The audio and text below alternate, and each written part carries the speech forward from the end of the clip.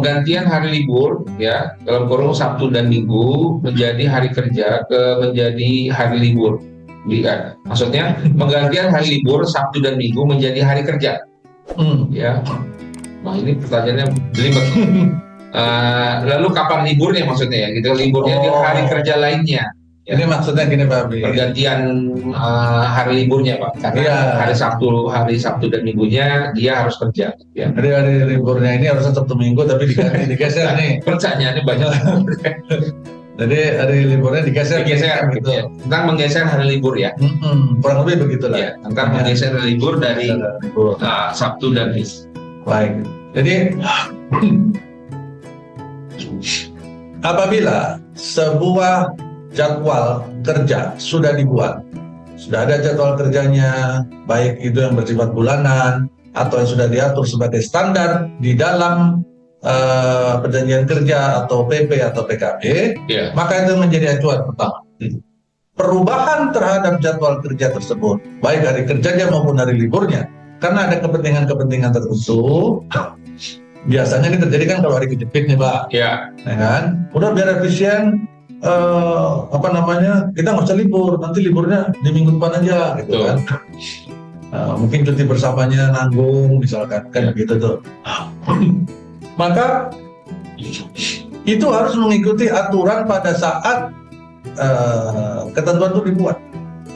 Kalau sudah menjadi sebuah ketentuan, maka perlu mendapatkan kesepakatan. Ya, karena sudah menjadi perjanjian, kan begitu.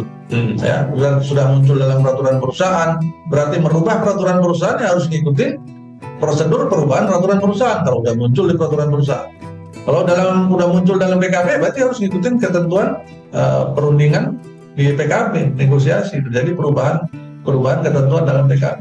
Ya. Seperti itu, termasuk jadwal kerja bulanan. Jadwal kerja bulanan dirubah-rubah seenaknya seharusnya nggak bisa seperti itu. Terutama apabila ini juga bersentuhan dengan beberapa hari libur yang bersifat sensitif. Seperti hari libur yang berhubungan dengan hari libur keagamaan. Ya, kan di Indonesia ini sekarang ada 5 agama dan 1 kepercayaan ya namanya. Ya. Jadi 5 agama sama 1 Konghucu itu kan. Ya. Nah, 5 plus 1 tadi. Hari-hari libur yang berhubungan dengan kegiatan ibadah yang berhubungan dengan 5 plus 1 tadi itu, berhati-hatilah kalau mau merubah. Nah, karena apabila itu menyentuh kepada potensi mengganggu kegiatan beribadah bagi karyawan yang kebetulan merayakan atau memerlukan ibadah pada hari-hari tersebut, itu bisa menjadi isu. Nah, itu yang harus berhati-hati perusahaan. Maka itulah kenapa pentingnya, kalau saya dulu waktu di korporasi, masih di korporasi dulu di pabrik, dan ini pabrik ini bukan dari Indonesia tapi dari satu daerah di Asia Timur jauh, ya, itu terkenal dengan rencana yang detail. Maka jadwal hari kerja di tahun depan itu setahun sebelumnya kita udah punya detail tuh, sampai hari liburnya, bahkan sampai rencana lembur untuk tahun depan itu sudah dipersiapkan.